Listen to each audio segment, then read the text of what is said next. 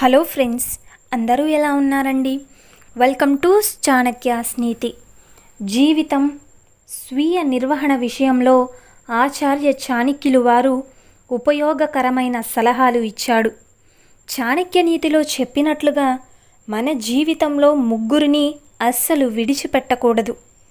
ఆ ముగ్గురు వ్యక్తులు ఎవరు? మన జీవితంలో ఎలా ముఖ్యమైన వారు? అయితే ఈ విషయాలన్నీ మనం తెలుసుకుందాం. ఈ విషయాలన్నీ చాణక్య నీతిలో వివరించారు. ఇద్దరు వ్యక్తులు కలిసి ఉన్నప్పుడు వారు తమ భారాలను, ఆనంద క్షణాలను పంచుకుంటారు. బాధను పంచుకోవడం వల్ల ఉపశమనం కలుగుతుంది. ఆనందాన్ని పంచుకోవడం ద్వారా అది రెట్టింపు అవుతుంది. జీవితం అంటే ఎల్లప్పుడూ మంచి సంఘటనలను అనుభవించడం మాత్రమే కాదు, ప్రతికూల సమయంలో మిమ్మల్ని మీరు ఎలా నిర్వహించుకుంటారు అనేది కూడా ముఖ్యమే. అర్థమైంది కదండి?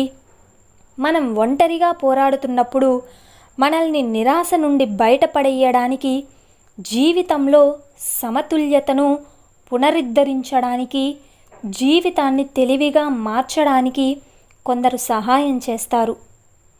వారిని మీ జీవితం నుండి ఎన్నటికీ కూడా పోనివ్వకండి.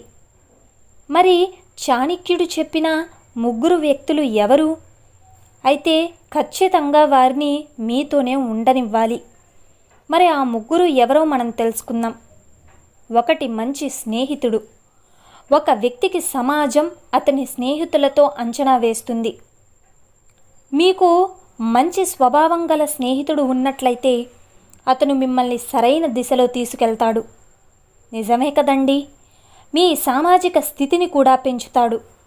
మంచి స్నేహితుడు మనస్సాక్షి లాంటి వాడు. ఎల్లప్పుడూ మీ జీవితంలో సరైన మార్గంలో మిమ్మల్ని నడిపిస్తాడు.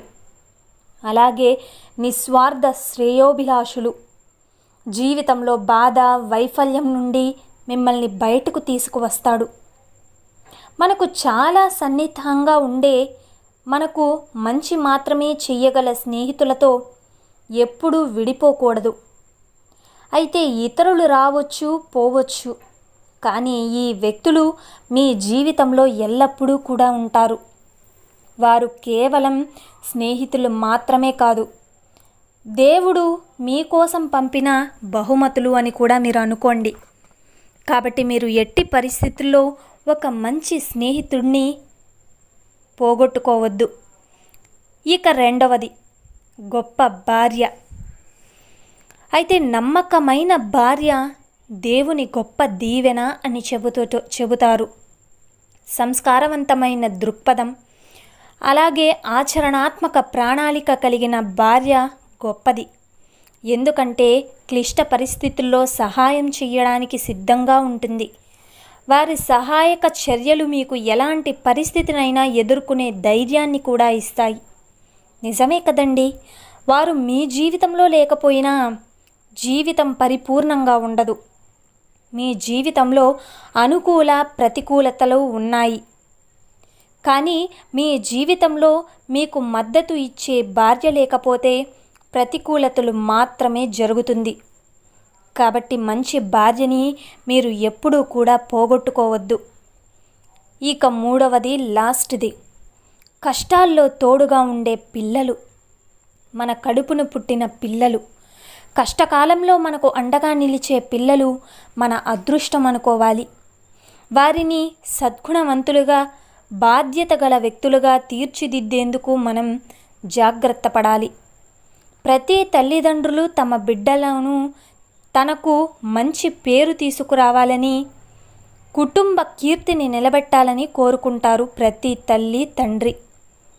బాల్యం, కౌమార దశలో వారిని బాగా పెంచడానికి జాగ్రత్తగా తీసుకోవాలి.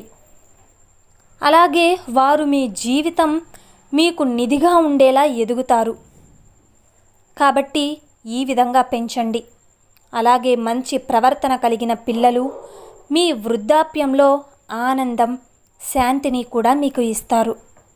చెడు విషయాలలో చిక్కుకోరని మీరు నమ్మవచ్చు. అలాంటి పిల్లలను వారి తల్లిదండ్రులు ఎప్పుడూ కూడా బాధపడనివ్వకూడదు. అలాంటి పిల్లలతో ఉన్న తల్లిదండ్రులు వారి కష్ట సమయాల్లో ఒంటరిగా ఉండరు కూడా, ఉండనివ్వకుండా చేస్తారు కూడా. పిల్లలు అంత మంచిగా చూసుకుంటారు.